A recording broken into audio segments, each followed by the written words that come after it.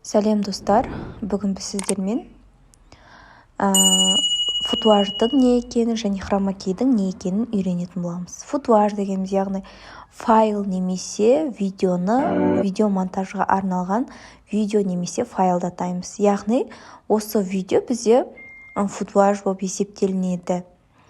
Ал көбінесе адамдар осы хромакей мен футуажды шатастырып жатады. Хромакей дегеніміз ол біздің видеоға арналған, мысалы адамдардың артына қою мүмкін ол фонды, артқы фон ретінде жасыл қылып.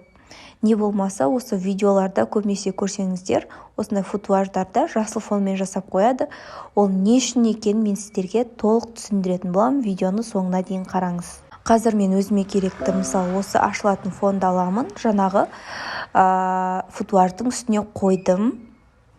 Және специально оған жасыл фон қойып алдым, алдын ала жасап алдым. Осы жасыл фонның үстіне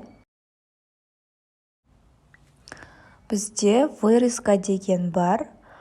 Сол функциясын іздейміз CapCut'тың. Мен барлығын осы CapCut'та жасап жатырмын.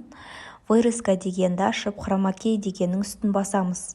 Сосын пипетканы сәл жылжытқанда интенсивность деген шығады. Сол интенсивностьті осы видеоға сай етіп туралап аламын.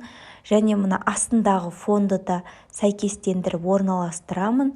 Және де осылай жасыл фонды алып тастаймын. Сол кезде бізде осындай әдемі видео шығаруға болады. Менің каналыма жазылып, лайк басуды ұмытпаңыздар.